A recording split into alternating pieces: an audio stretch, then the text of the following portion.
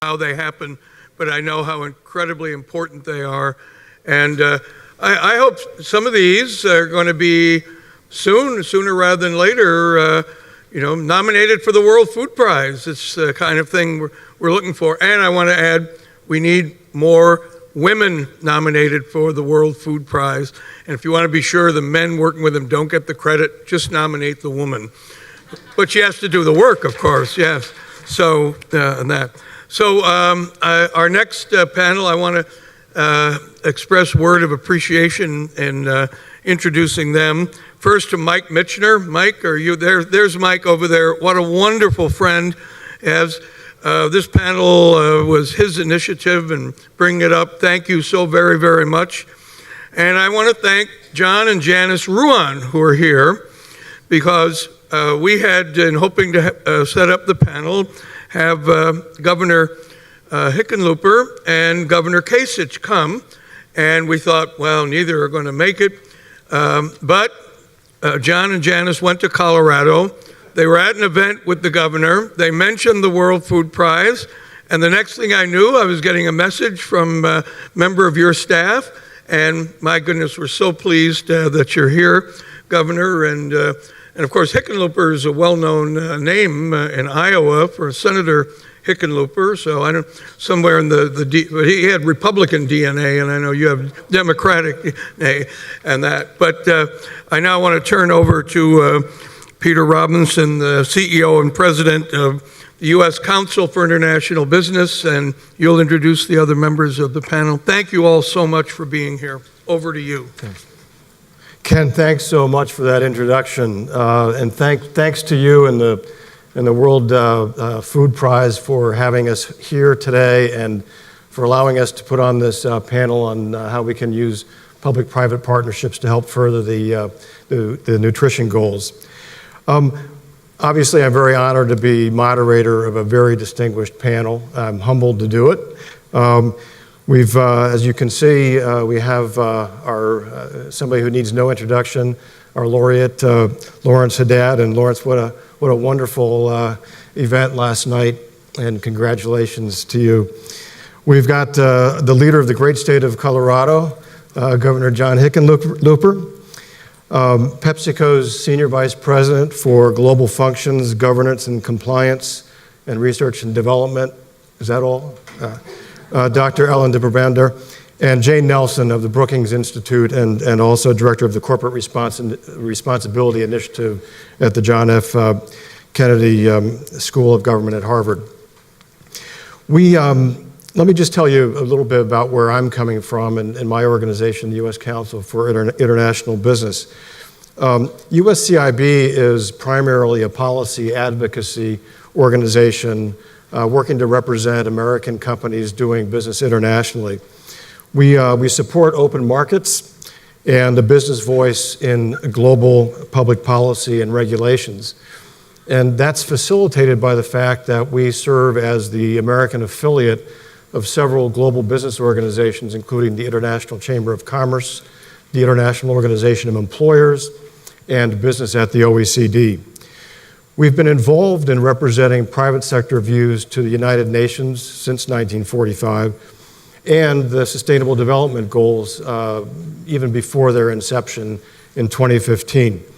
In fact, we maintain a recognized SDG website called businessfor2030.org that, among other things, provides case studies of what leading international companies are doing, not only philanthropically, but as part of their actual business operations and strategy to help achieve the 17 SDGs.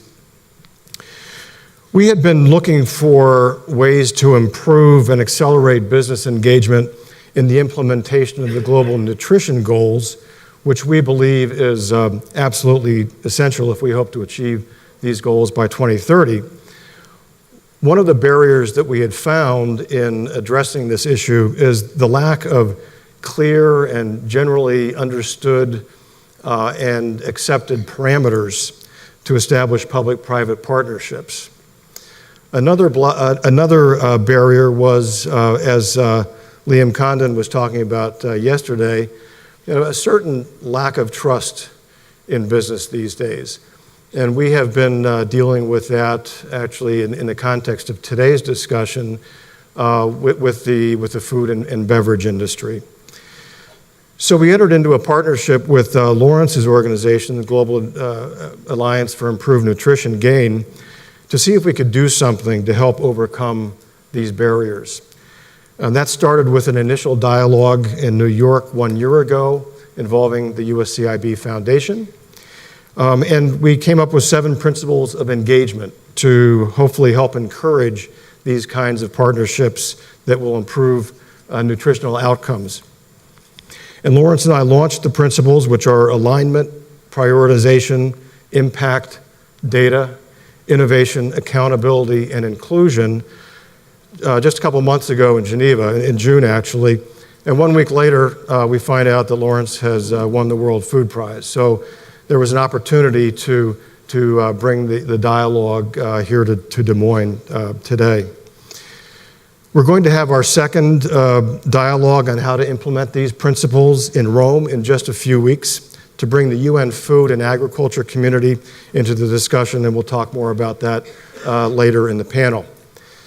So to close up for now, I just would refer back also to Rob Fraley's comments yesterday that there's never been as much technology available as there is today to address the challenges that we have in the food and nutrition area. So the challenge that we all face is, how can we leverage that technology for good purposes? How can we leverage it to implement what we need to do to achieve our goals?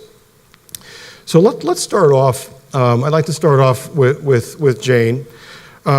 Jane, you have a lot of focus on governance and accountability and business and international development. So I was thinking that your work makes you well suited to help frame our conversation today about how cross-sector partnerships can help to create social responsibility and improve nutritional outcomes. Well, Give us your thoughts. Thanks, Peter, and good morning, everyone. It's absolutely wonderful to be here as part of such a collegial but also action-oriented and sort of a collaborative community of doers and change makers. And I think one of the things that's most inspired me in the last few days is just example after example of new types of partnership that are emerging between government and business and civil society and the academic community.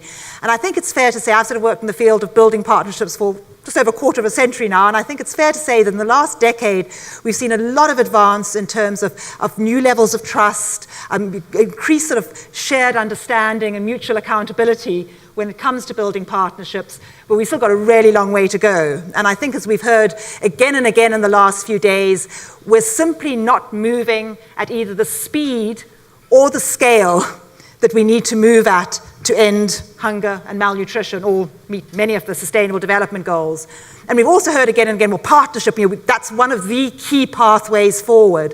And I think it's useful to distinguish, I've certainly distinguished between sort of at least 2 levels of partnership. They're the sort of what I call project-based, operational delivery partnerships where a government entity or a company or an NGO or an academic institution will work together on the ground. And we've got hundreds of those. We need thousands more of those sort of, more project-level partnerships. But I think what we really need to up our game on and rise to the challenge on is what I would call system-level coalitions or platforms or multi-stakeholder partnerships where groups of either the ministries at a national level or groups of governments, groups of companies, groups of NGOs come together collectively to try and shift an entire commodity value chain or influence the food system water at a much more system level. And I think very, very quickly, there's 3 types of partnership at the system level that I think are really important. And the first is sort of coalitions to mobilize substantially more innovation and investment in new technologies, new business models, new products and services. And doing it, as I say, at a system level. So a great example would be Feed the Future. And where I think the great thing about Feed the Future is that it's got requirements and commitments from government, it's got commitments from business, it's got commitments from donors, it's engaged farmers' organizations, and together have developed this shared vision and mission and commitments, and then individually all the players can go and do what they're doing operationally. So great example that's mobilized, hundreds of millions of dollars and innovation for development. The Global Alliance for Improved Nutrition itself is a great example, which Lawrence will be able to talk about. But just this week in Nairobi, they've hosted the Africa Nutrition Investor Conference and brought together investors from all types of investment agencies with businesses to literally create deals on nutritious value chains. So that's sort of one level, sort of these coalitions to substantially increase innovation and investment. I think the second type of coalition we need are coalitions to develop and spread responsible practices, responsible social and environmental practices, which are holding both business and government in particular to account. And I think we're particularly going to need that with all the new technologies. They offer so much potential, but how do we make sure that the new technologies don't have negative impacts and build the trust that's needed so that those new technologies can be dispersed by having standards or the types of principles that you're developing. And then third, and I think also very importantly, are coalitions around advocacy. And advocacy, both sort of public policy advocacy, but also raising public awareness on the importance of nutrition and tackling hunger and malnutrition, and partnerships to change consumer behavior. I think we're seeing some great examples now. The US Global Leadership Coalition that was here 2 days ago. What a brilliant example of business, civil society, the military coming together, to not just challenge government, but work with government to be the best that they can be on international development. And I would love to see what does that look like at the national level around hunger and malnutrition. And the Scaling Up a Nutrition movement is doing that, but how do we get much more active at the national level with coalitions of business, civil society coming together to help government both develop but also implement policies that are much more supportive to tackle hunger and malnutrition, and to raise consumer awareness and public awareness of how important it is, and harness the incredible marketing capabilities of business, the platforms that business can offer to advocate to end hunger and malnutrition. So those are the sort of three, mobilizing more investment and innovation, establishing and spreading responsible standards and norms, and then thirdly, joining together for public advocacy to end hunger and malnutrition. I knew you would be able to frame our conversation very well. That's kind of an inspiring blueprint for moving forward. Thank you. Governor, maybe you could give us some perspectives from the public sector, although you do come from the private sector originally, so you have that perspective and experience. And I know that you've done a number of initiatives in Colorado, including the Colorado Fresh Food Financing Fund. So perhaps you give some perspectives on your transition from the private sector to the public sector and how we can move forward with partnerships, or I guess as you call it in Denver, collaboration. Sure, and it is, I want to thank the Ruans and all the sponsors for putting this together, because I've admired this from a distance for a long time, and I can't express, it's just a great honor to be here.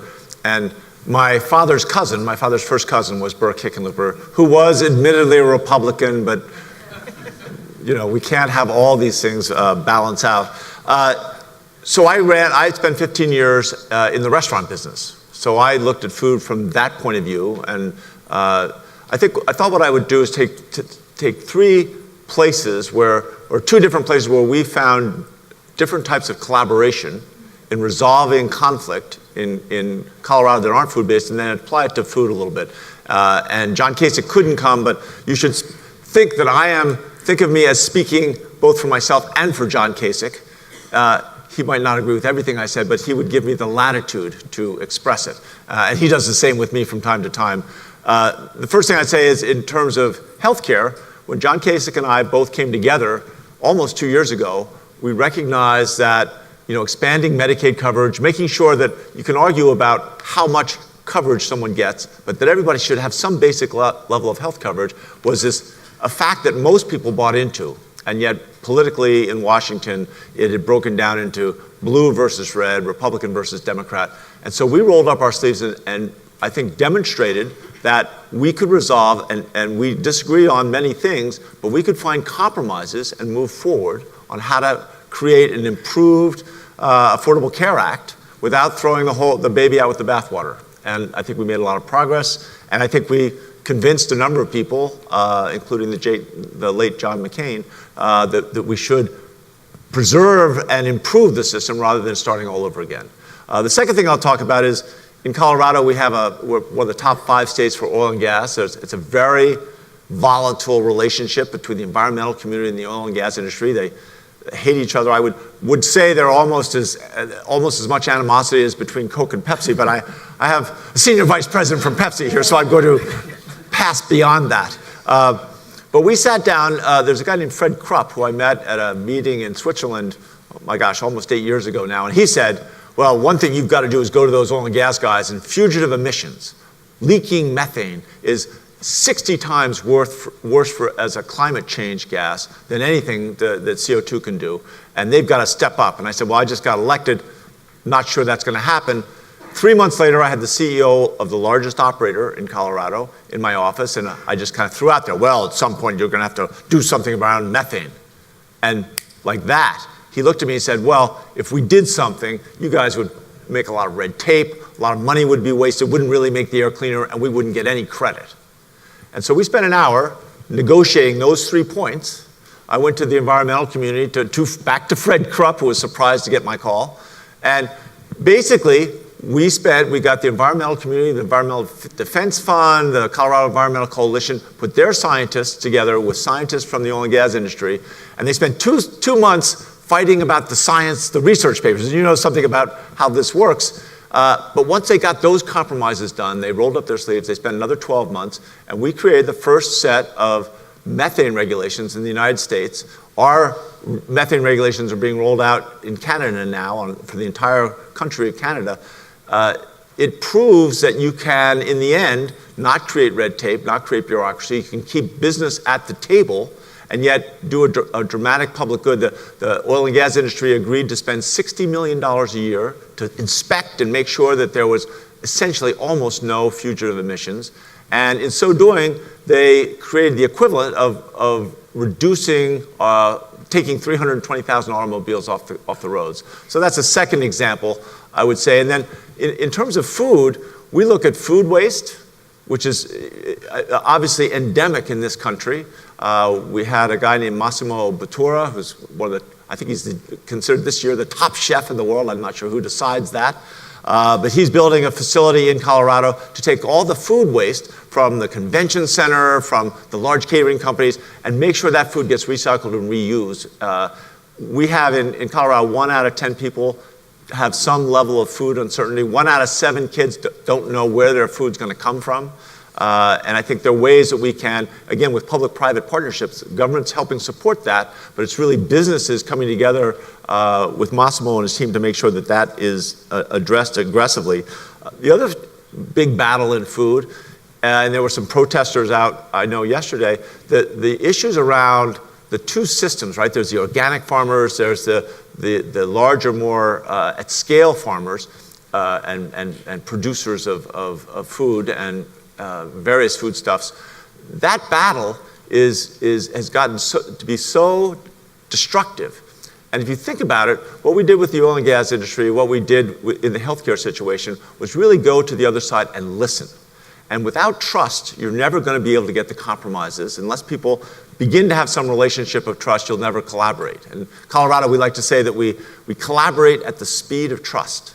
And I think that's the real opportunity to look at where are those places of common grounds. And I spent the last year and a half talking to the organic side and the large-scale commercial side, or the larger-scale commercial side. And it's interesting, both sides care deeply about soil quality. And I think that's a tremendous opportunity to look at how do we have put more carbon back into the soil. That helps climate change in itself. It reduces nitrogen going in as climate pollution.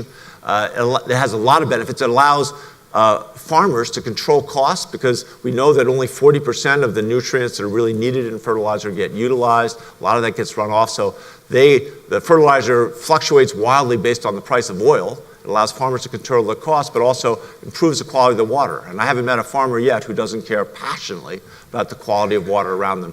And I think finding those places where we can sit down with both sides and provide incentives, right? Why isn't government we're trying to do this on a state basis, but I think on a national level, how do we provide incentives for more markets to purchase crop covers, right? That's the best way, one of the best ways to do regenerative farming.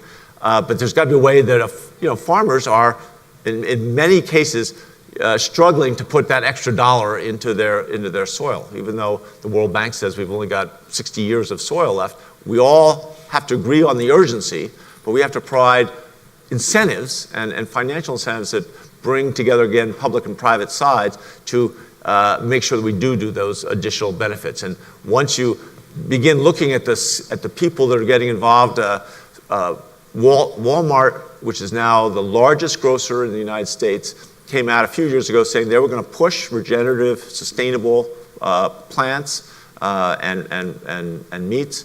They have now, in 2017, they came out and their goal is to look at how can they, get at scale the farmers to do sustainable farming. And they looked at it again just through costs and how do you, when you look at the quality of soil and making sure that you're using regenerative approaches, that they're trying to find ways that pays for itself. And we're beginning to see the results. The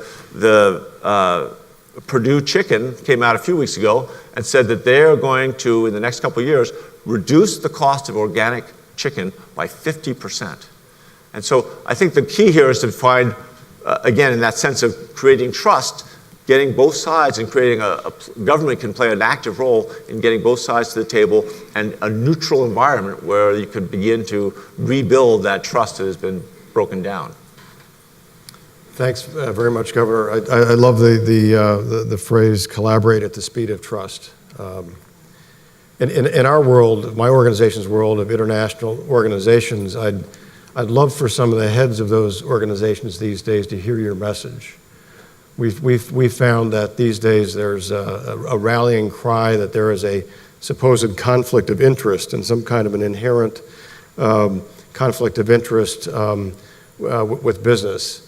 Which I think is unfounded, but it's there because of a lack of trust and a lack of people sitting down at the same table and being able to understand each other's commitments and motivations and potential, I think. So thank you.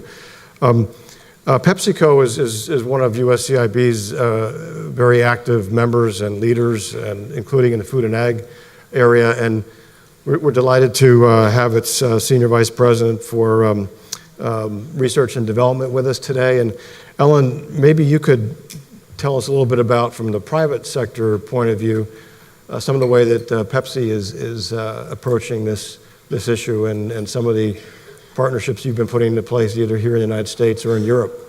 Absolutely. Thanks for the opportunity, and happy to do so. Clearly, public-private partnerships is a topic that is very close to my heart already for a number of years. Yeah, I'm from Europe originally, and I would like to share some of my experience from that time as well. But let me focus a little bit on PepsiCo first, and then so why actually this is of interest for us. Clearly, as a leading food and beverage player in the US and a number 2 global, we have a role to play, in feeding the world. And it's also very clear that, we are changing our focus from just feeding. Every day, more 1.3 billion consumers somewhere consume a product from PepsiCo. So that is an important responsibility. But we clearly move to the next level where we say we add 2 additional dimensions, the dimension of nutrition and the dimension of sustainability. So it very much impacts the way we work. And it impacts both our current portfolio, where we have and still are putting in a tremendous amount of effort to kind of clean up the current portfolio, reduce sugar, set fat, salt, so all of that. And we have made very clear commitments to achieve drastic reductions in each of those by 2025, and we are making progress as we speak, and as you will see around you if you consume the products. But we really go beyond that. It's also adding more of the positive nutrition. You may have seen that we have clearly focused on growing that part of the portfolio faster than the beverage and the snacks portfolio, adding more fruit and vegetables, whole grains via the Quaker portfolio, protein. So that's a lot of additional focus. But even, I would say, beyond the transformation of the portfolio, clearly there is the sustainability dimension. We all have seen what happened in the field of packaging. Clearly we are very much involved in that. What can we do and step up how to reduce the impact of packaging from both beverages as well as from the snacks portfolio there. And so with all of that in mind, it is clear that the way we do R&D in PepsiCo is very different from the way we do it. We did it in the past. It's also very clear that we cannot do it on our own. We need so many different expertise and capabilities that there's no way that we are even willing or wanting or desiring to build that intern. So we have absolutely stepped up our involvement with external partners for the last decade, I would say. And especially the last couple of years, that really did go much further. You may have seen a couple of the announcements, especially in the packaging field, where we did step up and join coalitions to basically come up with our recyclable PET bottles for the beverage part, or use bio-based monomers, or hydrolyze the PET bottles. So we have a number of coalitions together with other partners, very much focused almost on a mission-driven coalitions, and including different partners, including also competitors. So that is actually a nice way that we are doing it there. But what I would like to zoom in today is another consortium, and that is a European consortium called EIT Foods, European Institute of Technology, with the focus on food. And maybe one step back, it was in 2008, where there was the crisis in Europe, and Europe wanted to really invest public money to boost innovation and create valuable jobs by also creating new public-private partnerships. By the name EIT Food was really referring back to MIT. Europe wanted to have its own MIT and called it European Institute of Technology. In the end, after a lot of debate, it was basically done in a very different way, with only in a virtual way and not a physical institute. But anyway, what happened is that a number of areas were identified where indeed public money together with private partners and academic partners would work together. Clearly, the first three were digital, energy, IT, all fields where you can explain to the consumer, yes, we use tax money to really invest and boost them.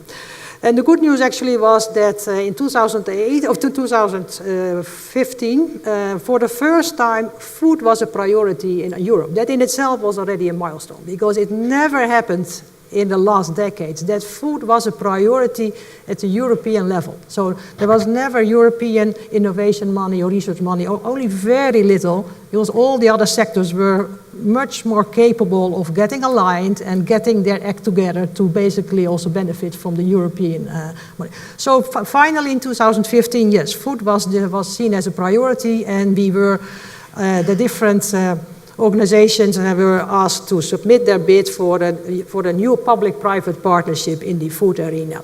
And I was actually leading that coalition that in the end did get the winning bid, because only one would be approved, and that was the one that I was leading in the interim on top of my PepsiCo role. And it's, if you look at it from a distance, you might say, wow, it sounds like paradise. And I can tell you it's not. But from a distance, because in the end what happens is, there is that commitment, a 7-year commitment of working together with 50 partners. There was some lessons were learned. They would say, let's not go to more than 50 partners, so let's cap it at 50 partners.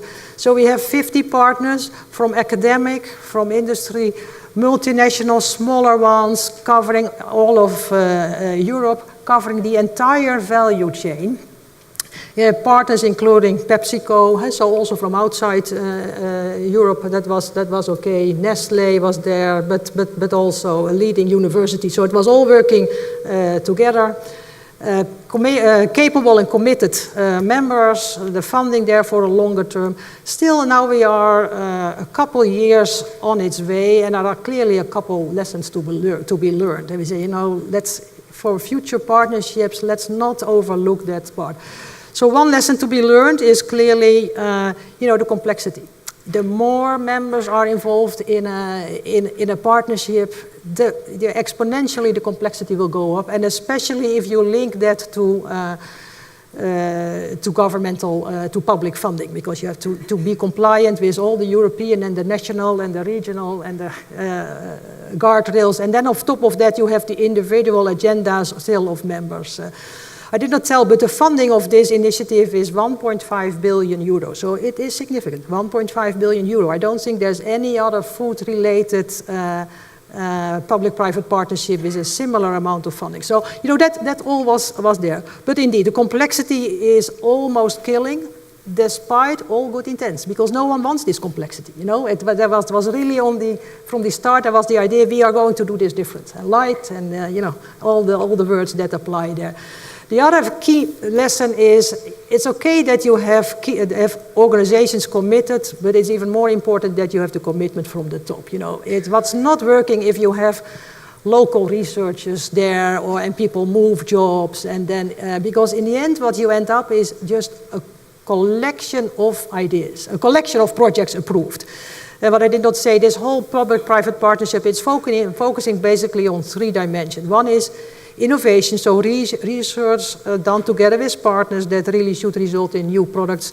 Second is education, not only of the students, but also of the small and medium companies and also of the public. And the third one is really boosting new startups. So that's the area. Those are the 3 areas. That's where the money will be used for. But indeed, that complexity and the commitment, the longer-term commitment of the members are 2 of those lessons where you say, if that's not in place and if you're not able to manage that complexity, still it is not able to deliver what it actually was supposed to deliver. And I could not agree more in terms of the need to really form those coalitions, to scale up and go beyond individual projects, to really speed up and accelerate the impact of this in itself very powerful partnership. Ellen, thank you so much. You've demonstrated in a few short minutes that PepsiCo is obviously at the cutting edge and the leading edge of private partnerships, and you obviously have a lot of examples and advice and counsel for the rest of us, I think, as we try to move forward.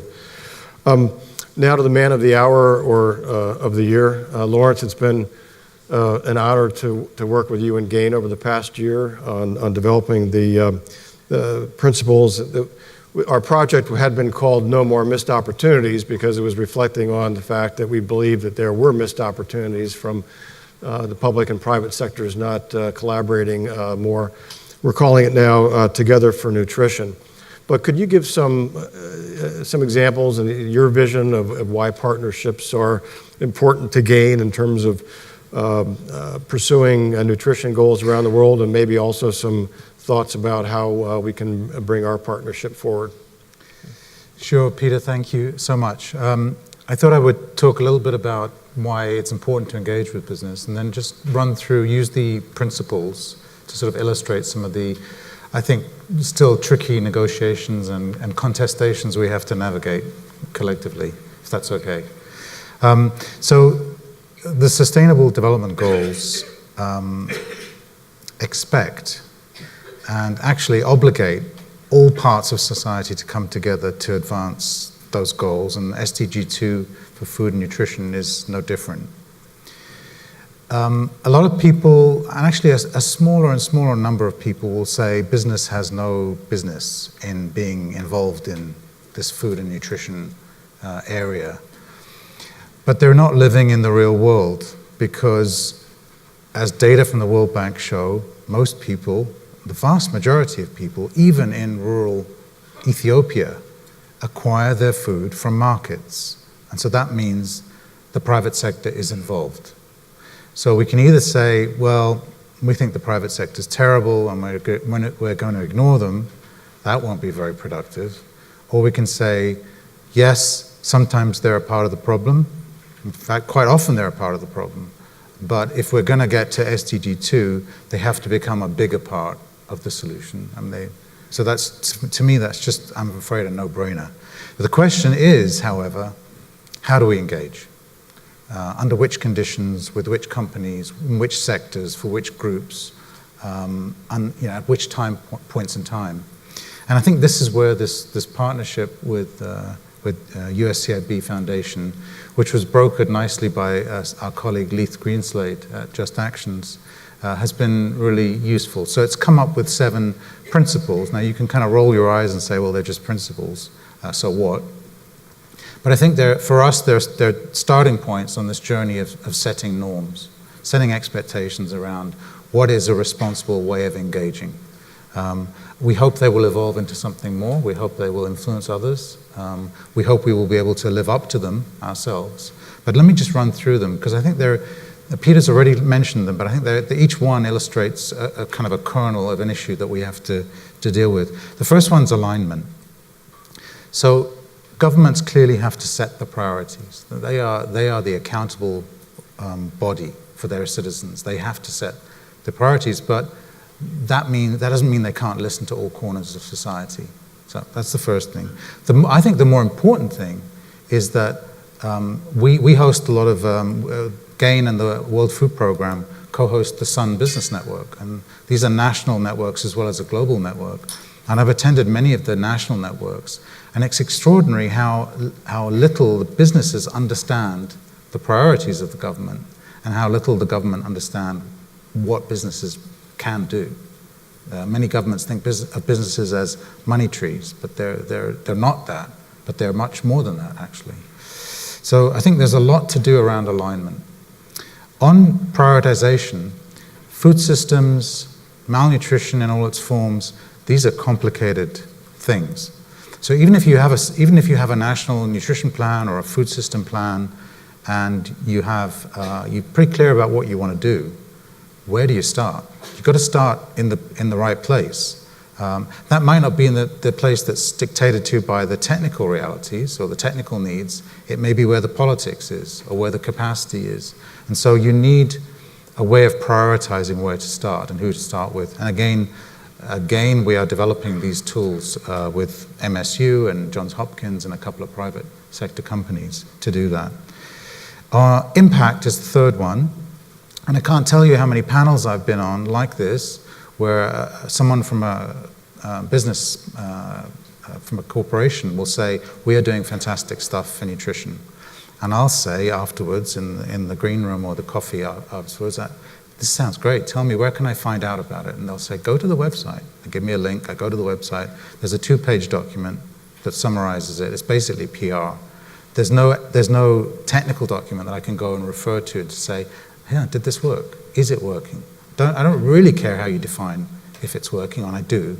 But the first thing is, have you actually got a technical, independently reviewed document that tells me if it's working or not?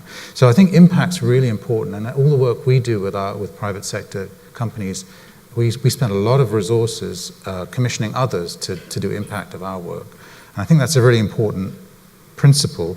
It's difficult, though, and a number of the programs that we do at GAIN with the private sector, there are a number of different impact outcomes. There's the number of servings that are brought to market. There's the amount of private sector funding that's liberated. There's a price point, because price point is obviously very important.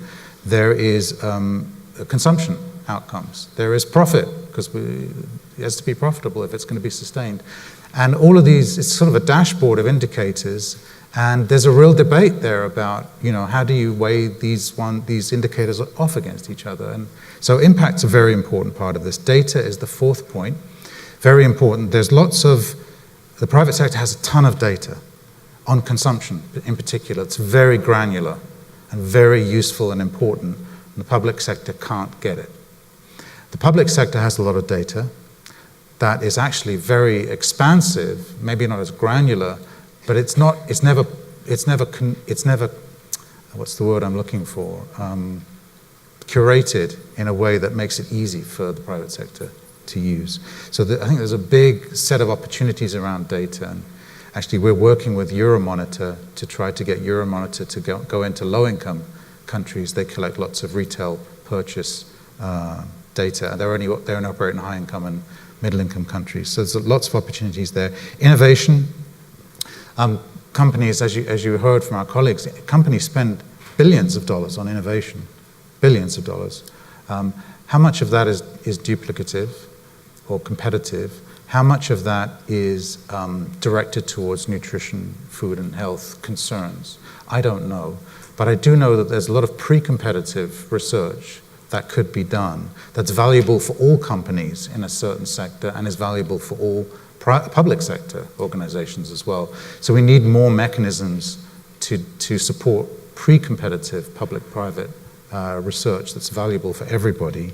And still on innovation, there are lots of innovations going on outside of the food system in the private sector sphere and in the public sector, but a lot in the private sector, that we need to bring in to the food sector. And someone mentioned blockchain, and that's kind of a, not many of us really understand it. I don't really understand it, but we need to talk with the people who really understand it to tell us how we can use it for, yes, food safety, yes, food provenance, but also nutrition and health.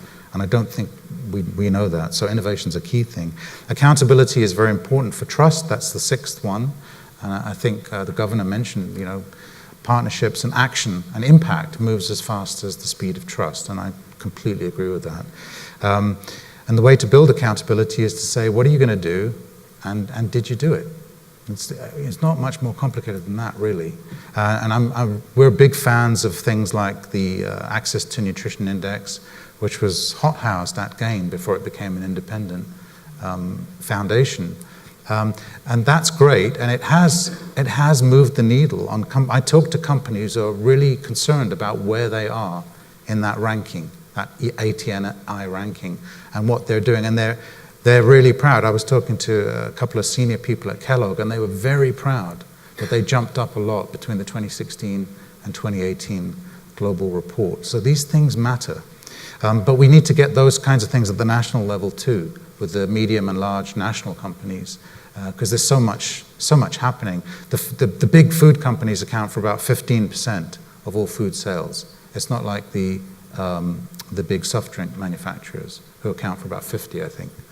So there's a lot of private sector action in the food area that comes outside of the 15 or the big food companies, and we need to pay more attention to them. Finally, inclusion, which is number 7, and this is all about engagement.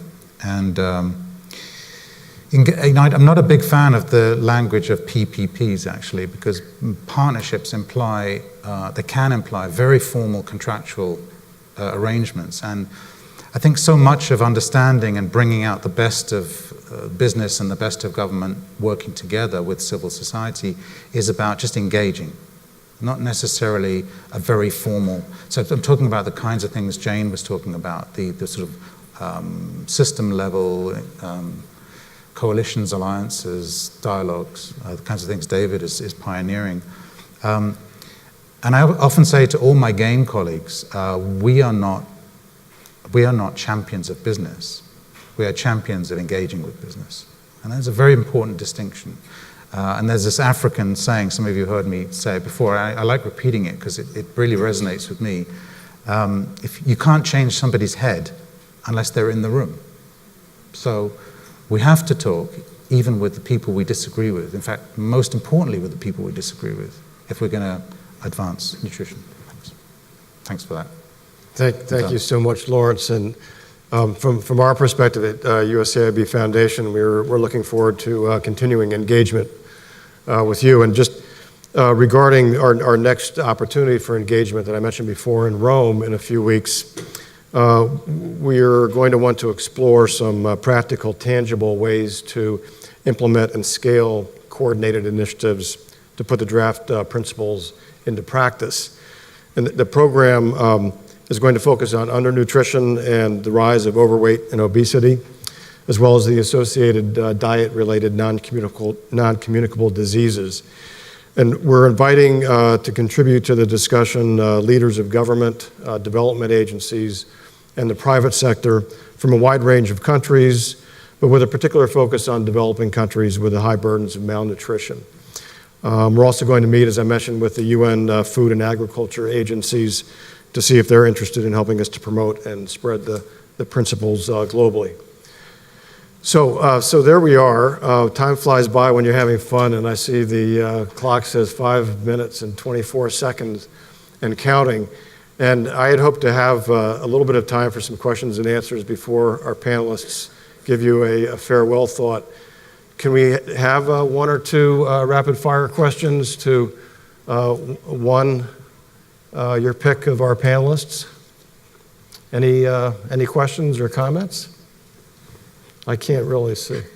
Over there. Hello, I'm Licia Amage from France. I'm so happy to actually see that there are companies such as PepsiCo involved in nutrition and food, and I understand how complex talking about food is, how complex it is to talk about food and nutrition.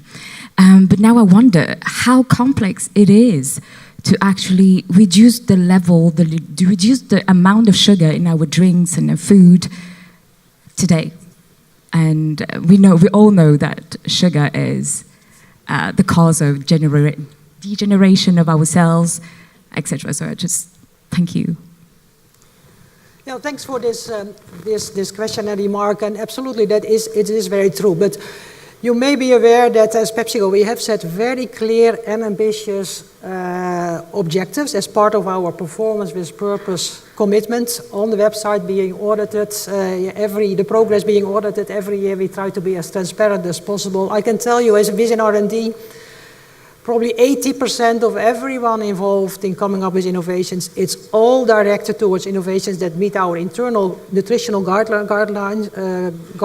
and guidelines that we have set for the amount of protein, whole grains, but especially sugar levels are, and we are really at a phase that no new innovations will be approved that will not meet our guardrails unless they get the very high, an exception approval at the very highest level. Because there are always reasons where we say, well, in this case I want an exception. So that is actually what we are doing. So a lot of effort and time to really achieve our ambitions to reduce the sugar, but especially also to add more positive nutrition to our products. Ellen, will you sorry to jump you on this, will you be publishing those commitments, and will you be publishing the audits so we can see what your commitments are and whether you've met them? Absolutely, we have done it. They are very clearly laid out, not in a 2-page document, but very, very well laid out, and even our nutritional guardrails. They say, because to be fair, we struggled ourselves. They say, what do we call nutrition? Where is this threshold? How much sugar is still acceptable? How much salt is still acceptable?